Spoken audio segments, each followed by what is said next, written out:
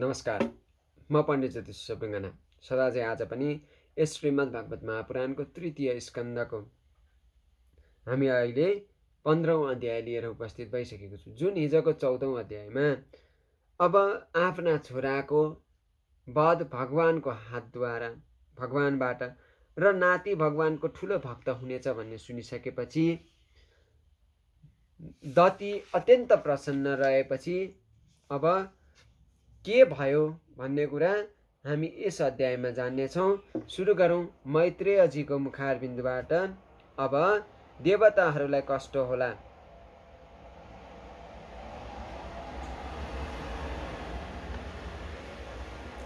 भन्ने शङ्काले दितिले अर्काको तेजलाई नाश गर्ने कश्यपको तेजलाई 100 वर्षसम्म आफ्नो उदरमा धारण गरिराखिन्। गर्भमा रहेको त्यस तेजले गर्दा लोकमा सूर्यको प्रकाश क्षीण हुन लागेपछि तेजहीन भएका इन्द्रादि लोकपालहरूले ब्रह्माका नजिकै दिशाहरूमा फैलिएका अन्धकारले गर्दा भएको अवस्थाको वर्णन गर्दा भए। देवताहरू भन्दछन्, जसको ज्ञान कुनै कालमा पनि नष्ट हुँदैन, त्यस्ता तपाईलाई थाहा नभएको कुरा केही पनि हुँदैन। अन्ततः यो अन्धकारको कुरा पनि तपाईलाई थाहै होला। हामी यसले गर्दा अत्यन्त डराइराखेका छौँ। देवादिदेव, तपाईँ जगतका रचयिता समस्त लोकपालहरूमा शिरोमणि हुनुहुन्छ। साना ठुला सबै जीवको भाव तपाईलाई थाहा छ। अर्थात् कुन अभिप्रायले दितिको गर्भ बढिराखेको हो सो तपाईँ जान्नुहुन्छ। विज्ञान नै तपाईँको बल हो। आफ्नै मायाले ब्रह्माको यो शरीर र रजोगुण ग्रहण गर्नुभएको छ। जहाँबाट तपाईँ जन्मनु भएको छ त्यो अव्यक्त छ, अर्थात् कुनै प्रमाणले जान्न नसक्ने। यस्ता तपाईलाई हामी कोटि कोटि नमस्कार गर्दछौँ, जो तपाईँमा सम्पूर्ण जीवलाई उत्पन्न गर्ने तपाईँको अन्य भावले ध्यान गर्दछ। श्वास इन्द्रिय मनलाई जित्न सकेकाले परिपक्व भएका ती योगीहरूको कुनै प्रकारले पनि ह्रास हुँदैन, किनकि यिनीहरू तपाईँको कृपा कटाक्षले कृतकृत्य भएका हुन्छन्। डोरीले बाँधिएका पशु झैँ हजुरको वेदवाणीले बाँधिएका सम्पूर्ण प्राणी नियमपूर्वक कर्मानुष्ठान गरेर हजुरलाई समर्पण गर्दछन्। त्यस्ता सबैको नियन्ता तथा मुख्य प्राण स्वरूप हजुरलाई हामी नमस्कार गर्दछौँ। हे भूमन, यस अन्धकारले गर्दा दिन रातको ज्ञान नभएकोले लोकमा यज्ञादि सारा कर्म लुप्त हुन लागेको छ। हामीमाथि महान आपद परेको बेला आफ्नो अपार दया दृष्टिले हरेर हामीलाई शरणागतहरूको कल्याण गर्नुहोस्। हे देव, जसरी काठमा परेको आगो बल्दछ त्यसै गरी कश्यपजीको वीर्यले स्थापित भएको यो दितिको गर्भ सबै दिशालाई अन्धकारमय गराउँदै क्रमशः बढिराखेको छ। मैत्रेयजी आज्ञा गर्नुहुन्छ, हे महाबाहो, देवताहरूका प्रार्थना सुन्दा वेद वेत्ता भगवान ब्रह्माजी दितिको कुचेष्टातिर ध्यान गएकोले हाँस्नु भएर उनीहरूलाई आफ्नो मधुर वाणीद्वारा प्रसन्न गराउँदै यस प्रकारसँग भन्न लाग्नुभयो। हे सम्पूर्ण देवता हो, तिमीहरूभन्दा अघि जन्मेका मेरा मानस पुत्र सनक आदिहरू सांसारिक विषय भोगलाई त्यागेर समस्त लोकमा आकाशमार्गीले घुमिराखेका छन्। एकचोटि यिनीहरू शुद्ध स्वरूप हरिको, जसलाई सबै लोक नमस्कार गर्दछन्, त्यो वैकुण्ठ नाम गरेको धाममा पुग्दा भए। जसले पहिले कामनाहीन धर्मद्वारा हरिको आराधना गरेका हुन्छन्, ती सबै त्यस वैकुण्ठ धाममा भगवानको जस्तो रूप धारण गरेर बस्न पाउँदछन्। त्यहाँ वेदान्त अथवा वेदादिद्वारा जानिने योग्य धर्ममूर्ति भगवान पुराण पुरुष आफ्ना भक्तहरूलाई कृपा गर्न भनी शुद्ध सत्वमय शरीर धारण गरी सदा सर्वदा विराजमान रहनुहुन्छ। त्यहाँ नै श्रेयस नाम गरेको वन छ।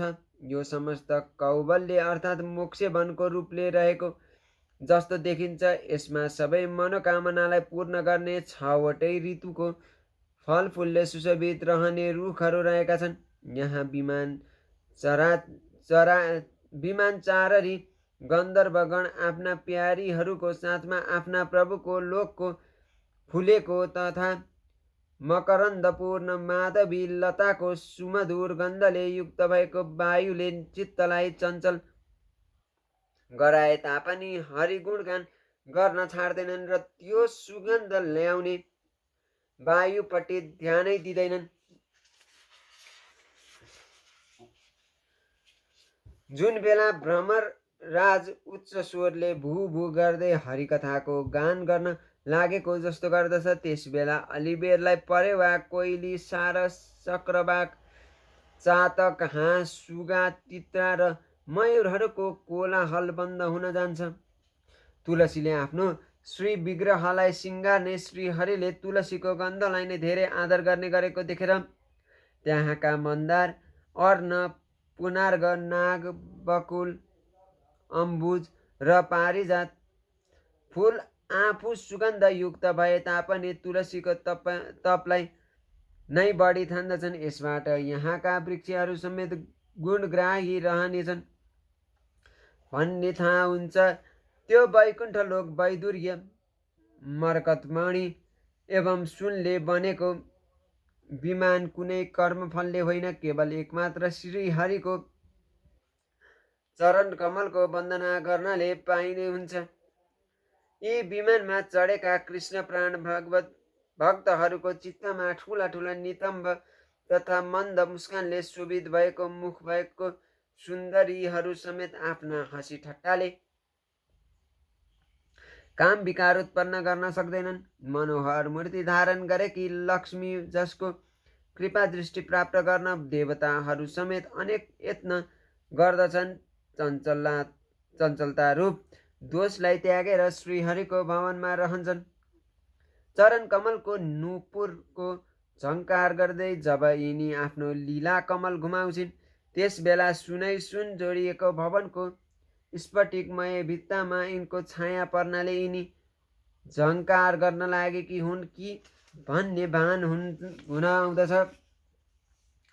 आफ्नो दासीहरूलाई साथमा लिई जब यिनी क्रीडावनमा तुलसी दलद्वारा भगवानको पूजा गर्न लाग्दछिन्, त्यस बेला निर्मल जलले भरिएको मुगै मुगा जडिएका घाट भएको सरोवरमा आफ्नो मुखारविन्दलाई देख्दा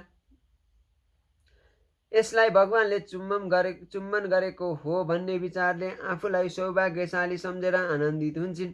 पाप नाश गर्ने भगवानका लीला रहस्यको कथालाई छाडेर बुद्धिलाई नष्ट गर्ने अर्थ काम सम्बन्धी अरू निन्दित कथा जो सुन्दछन्, तिनीहरू वैकुण्ठ लोकमा जान सक्दैनन्। अहो, यी भाग्यहीनले सुनेका यी सारहीन कुराले यिनको पुण्यलाई नष्ट गरेर यिनलाई आश्रयहीन घोर नरकमा लैजान्छ। अहो, धर्मसहितको तत्त्वज्ञानको प्राप्ति हुने मनुष्य योनि हामी ब्रह्मादिहरू पनि प्राप्त होस् भन्ने चाहन्छौँ। यस्तो मनुष्य योनि पाएर पनि जो भगवानको आराधना गर्दैन, वास्तवमा तिनीहरू भगवानको सर्वत्र फैलिएको मायाले मोहित भएका छन्। निरन्तर देवादिदेव विष्णु भगवानको चिन्तनमा लागिराखेको हुनाले जोदेखि यमराज टाढा रहन्छन्। आपसमा प्रभुको सुयशको चर्चा चल्दाखेरि प्रेमको प्रबलताले गर्दा जसको आँखाबाट आँसु बग्न थाल्दछ र शरीरमा रोमाञ्च भएर आउँछ र जसको यस्तो शील स्वभावको हामीहरू समेत इच्छा गर्दछौँ, तिनै परम भगवत भक्त महानुभावहरू हाम्रो लोकभन्दा माथिको वैकुण्ठ धाममा जानुहुन्छ।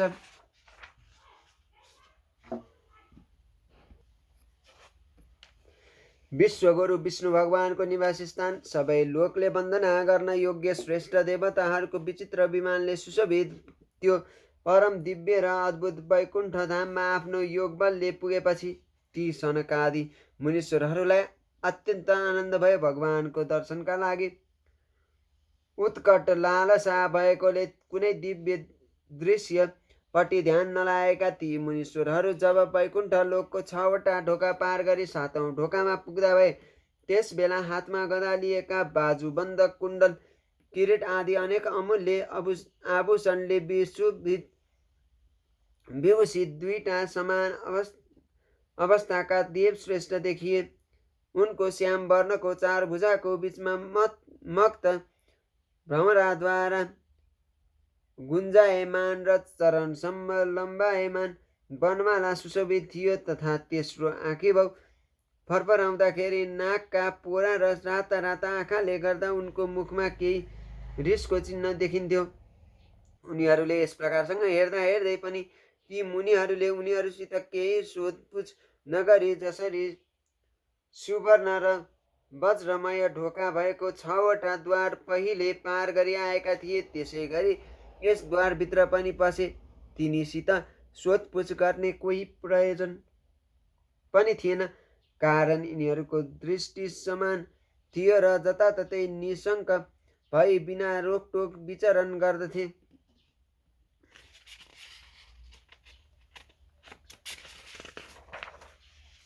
यी 4 कुमार पूर्ण तत्त्वज्ञ थिए र उमेरमा सबभन्दा जेठा भए तापनि 5 वर्षका बालक जस्ता देखिन्थे तथा नाङ्गे भुतुङ्गे रहन्थे। निशङ्क भएर यिनलाई भित्र पस्न लागेको देख्दा भगवानको प्रकृतिको विरुद्ध स्वभाव भएका ती ढोकेहरूले यिनीहरूलाई नाङ्गो देख्दा अलि अन्जा जस्तो गरी लौरो अड्याएर यस्तो दुर्व्यवहारको योग्य नभए तापनि रोकिदिए। सबैका परम पूजनीय भए तापनि यी कुमारहरूले ती द्वारपालहरूलाई लक्षित गरेर द्वारपालहरूद्वारा वैकुण्ठवासी देवताहरूको सामुन्ने आफू यसरी राखिएको देख्दा आफ्ना प्रियतम प्रभुको दर्शनमा विघ्न परेकोले रिसले आँखा राता राता गराए उनीहरूलाई यस प्रकारसँग भन्न लागे, राम्रोसँग गरिएको भगवानको सेवाका प्रभावले यस लोकमा प्राप्त भई भागवत धर्मको पालन गर्दै निवास गर्नेहरू मध्येका तिमी दुवैको स्वभावमा यो विषमता कसरी हुन गएको हो? भगवान त परम शान्त स्वभावको हुनुहुन्छ, कसैसित पनि उहाँको विरोध छैन। शङ्का गर्नुपर्ने किसिमका त यस लोकमा कोही छैन। स्वयं कपटी हुनाले अरूलाई पनि आफू जस्तो कपटी सम्झेर शङ्का गर्दछौ। समस्त ब्रह्माण्ड नै भगवानको उदरमा रहेको छ, यसै कारणले यहाँ बस्ने ज्ञानीहरू महाकाश र घटकाशमा चाहिँ सर्वात्मा उहाँमा र आफूमा केही भेद देख्दैनन्। देवरूपधारी भए तापनि तिमीहरूले के देखेर प्रभुको विषयमा भेदभावले गर्दा हुने भएको कल्पना गर्यौ? वैकुण्ठनाथ भगवानका पार्षद भए तापनि तिमीहरूको बुद्धि अत्यन्त मन्द छ। यस भेद बुद्धिको दोषले गर्दा तिमीहरूले यस वैकुण्ठ लोकबाट भ्रष्ट भएर काम क्रोध प्राणीका यी 3 शत्रु निवास गर्ने पापमय योनिमा गएर जन्म लेऊ। सनकादिहरूको यो कठोर वचन सुन्दा र अस्त्र समूहले पनि ब्राह्मणको श्राप निवारण नहुने देख्दा श्रीहरिका ती दुवै पार्षद अत्यन्त भयभीत तथा कात्तर मुनिहरूको चरण समाति पृथ्वीमा लम्पसार परेर भन्न लागे, हामी अपराधीहरूलाई तपाईँले जो दण्ड दिनुभयो सो उचित रहेको छ। यसले भगवानको आज्ञा उल्लङ्घन गर्नाले समस्त पापलाई पखालिदिनेछ। तर हाम्रो दुर्दशाको विचारले तपाईँहरूलाई अलिकति पनि अनुताप भएको छ भने तपाईँका कृपाले अधमाधव योनिमा जाँदा पनि भगवती स्मृतिलाई नष्ट गरिदिने मोह हामीलाई हुन नपाओस्। यता साधुजनका हृदय धन कमलनाभ भगवान आफ्ना द्वारपालहरूद्वारा साधु सनकादिहरूको अनादर भएको थाहा पाउन साथ परमहंस मुनि जुन चरण खोजी खोजी हिँड्दछन् तर सजिलोसँग पाउँदैनन्, तिनै चरणद्वारा अर्थात् पैदलै हिँडेर लक्ष्मीको साथमा मुनिहरू भएको ठाउँमा पुग्दो भयो। आफ्नो समाधिद्वारा प्राप्त हुने फलस्वरूप श्रीहरिलाई सनकादिहरूले स्वयं त्यहाँ पाल्नु भएको देखे। भगवानका पार्षदहरू उहाँलाई सुहाउने किसिमका छत्र चामरा आदि लिएर साथसाथमा हिँडिरहेका थिए। भगवानको दुवैपट्टि राजहंसको पखेटा जस्ता सेता 2टा चमर हम्किन लागिएका थिए र तिनबाट निस्केको शीतल वायुले उहाँको सेतो छातामा लागेका मोतीका झल्लर हल्लदार चन्द्रमाको किरणबाट अमृतको थोपा झर्न लागेको हो कि जस्तो प्रतीत हुन्थ्यो। भगवानको श्रीमुख देख्दा उहाँ सबैभन्दा प्रसन्न हुनुहुन्छ भन्ने प्रतीत हुन्थ्यो। उहाँको सुन्दर स्वभाव सबैलाई प्यारो थियो र आफ्नो प्रेमपूर्ण कटाक्षले भक्तहरूको हृदयलाई आनन्दित गर्न लगाउनु भएको थियो। आफ्नो विशाल वक्षस्थलमा देखिएको कान्तिले समस्त दिव्यलोकको चूडामणि रूप आफ्नो धाम अर्थात् वैकुण्ठ लोकलाई सुशोभित गर्न लाग्नु भएको थियो। पीताम्बर मण्डित विशाल नितम्बमा झल्ल झल्किने करधनी र घाँटीमा भमराद्वारा गुन्जायमान वनमाला सुशोभित थिए। कलाइमा सुन्दर कङ्गन पहिरनु भएको उहाँले एउटा हात गरुडजीको काँधमा राखी अर्कोले कमलको फुल हल्लाउन लाग्नुभएको थियो। उहाँका अमोल कपोलले बिजुलीको प्रवाहलाई समेत लज्जित गराउने मकराकृत कुण्डलहरूको शोभालाई बढाइराख्नु भएको थियो। मुख उन्नत नासिका युक्त थियो, शिरमा मणिमय मुकुट थियो, चार बाहुलीको बीचमा महामूल्यवान हारको र घाँटीमा कौस्तुभ मणिको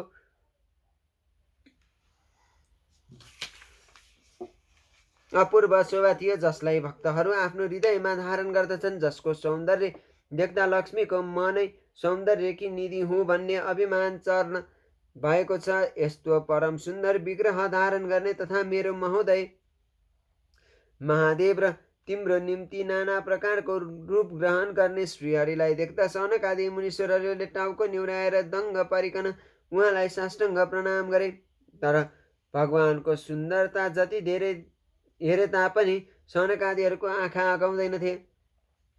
सनकादि मुनिहरू सदा ब्राह्मण नन्दको अनुभव गर्ने भए तापनि भगवानको चरण कमलको परागसित मिसिएको तुलसी मञ्जरीको गन्धले सुवासित भएको वायु नासिकारन्धद्वारा अन्तकरणमा पस्नासाथ उनीहरूले आफ्नो शरीरलाई काबुमा राख्न सकेनन्। त्यस दिव्य गन्धले मनमा खलबली गरिदियो। भगवानको मुहार नीलकमल जस्तो थियो। अति सुन्दर अधर र कुन्दकुसुमको जस्तो मनोहर हास्यले त्यस मुखको शोभा झन् बढिराखेको थियो। यस्तो मुखमण्डल देखेर ती मुनिहरू कृतकृत्य भए र अरुण मणि समानका नङ्गहरूको आश्रयस्थल उहाँको चरण कमल देख्दा तिनैको ध्यान गर्न लागे। योग मार्गद्वारा मोक्षपथको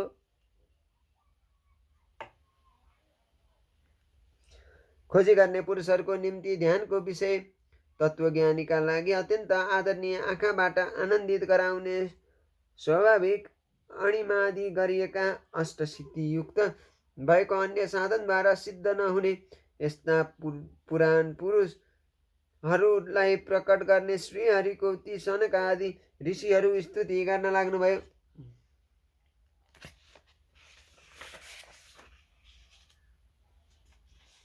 सनकादिहरूले भन्दा भए, हे आनन्द, यद्यपि तपाईँ सबैको हृदयमा विराजमान हुनुहुन्छ तापनि दुरात्माहरू हजुरलाई देख्न सक्दैनन्। हजुरबाट उत्पन्न भएका ब्रह्मा हाम्रो पिताजीले जुन समयमा हामीलाई हजुरको समग्र रहस्यको उपदेश दिनुभएको थियो, त्यही बेला कर्ण मार्गद्वारा हजुर हाम्रो बुद्धि अन्तकरणमा प्रवेश गरी प्रविष्ट हुनुभएको थियो। किन्तु हाम्रो कस्तो सौभाग्य, आज उही हजुर हाम्रो नजरको अगाडि उभिनु भएको छ। हे भगवान, हामी हजुरलाई साक्षात् आत्मतत्व रूप परम तत्व नै सम्झन्छौँ। यस समयमा आफ्नो विशुद्ध सत्वमय विग्रह रूपले आफ्ना यी भक्तहरूलाई आनन्दित गर्न लाग्नु भएको छ। हजुरको कृपा दृष्टिले प्राप्त भएको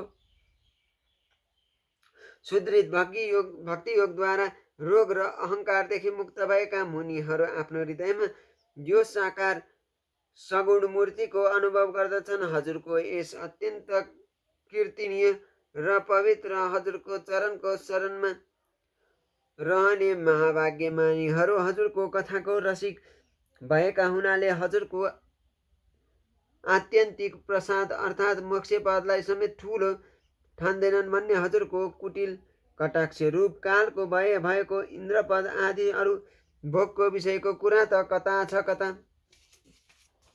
हे भगवान, यदि हाम्रो चित्त भमरा जस्तै गरी हजुरको चरण कमलमा रमन गर्दछ, वाणी तुलसी जस्तै गरी हजुरको चरण सम्बन्धले सुशोभित रहन्छ र कान हजुरको सुधाले परिपूर्ण रहन्छ भन्ने आफ्नो पापले गर्दा हाम्रो जन्म जुनसुकै नरक आदि योनिमा भए तापनि हामीलाई त्यस कुरोको केही चिन्ता छैन। हे विपुल कीर्ति, हाम्रो सामुन्नेमा यो जुन मनोहर रूप प्रकट गर्नुभएको छ त्यसले हाम्रो आँखालाई अत्यन्त आनन्द भइराखेको छ।